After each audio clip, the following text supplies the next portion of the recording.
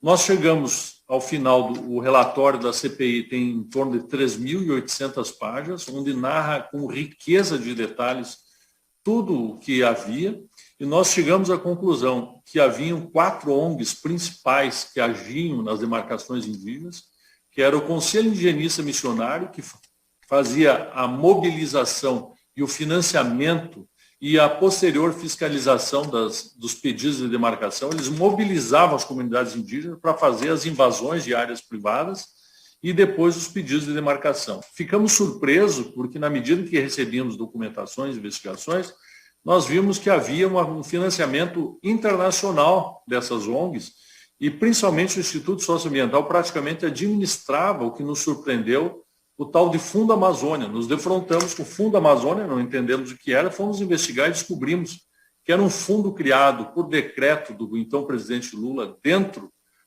do BNDES, dirigido praticamente a financiar os projetos apresentados por essas ONGs. Os recursos vinham principalmente da Noruega, em sua maior parte, da Alemanha, dos Estados Unidos e, inclusive, da própria Petrobras. Os valores eram assombrosos.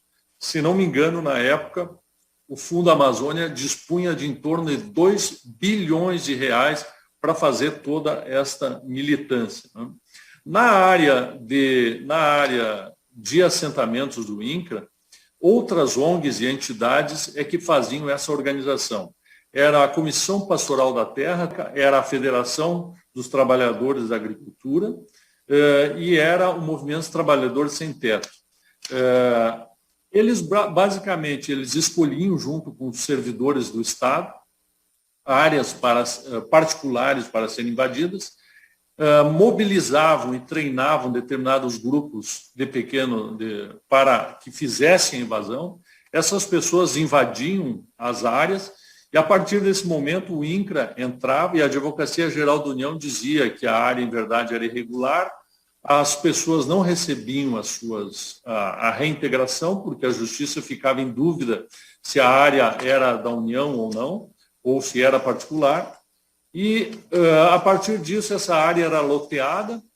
Se uma área comportava, imaginamos lá, 50 lotes, eram criados 100 lotes e eram distribuídos para lá 100 grupos familiares. Só que essas famílias para os quais eram postos, em nome dos quais eram postos esses lotes, elas não eram as mesmas pessoas que estavam lá na área.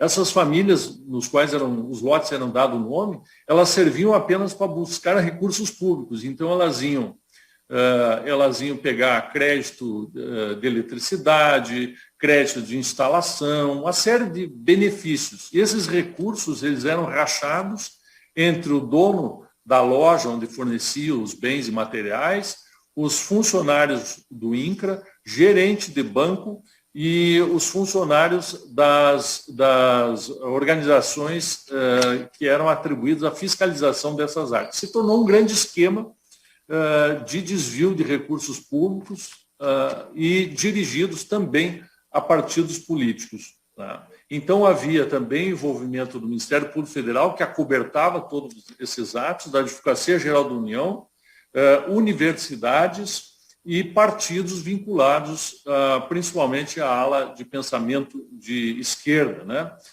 Além disso, quando nós quebramos o sigilo, pedimos a quebra do sigilo dessas ONGs, houve uma blindagem pelo Supremo Tribunal Federal.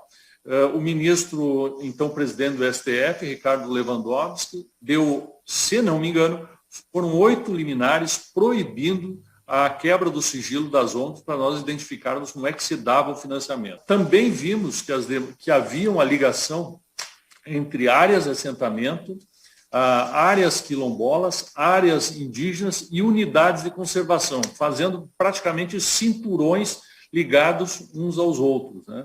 Uma das conclusões da CPI era de que essas terras deveriam ser tituladas imediatamente, todas as terras, para os seus ocupantes, né? O que aparentemente vem sendo feito agora pelo governo federal, principalmente pela ministra Tereza Cristina, pelo que eu tenho notado, de fazer a titulação das áreas, porque senão fica um processo sem fim.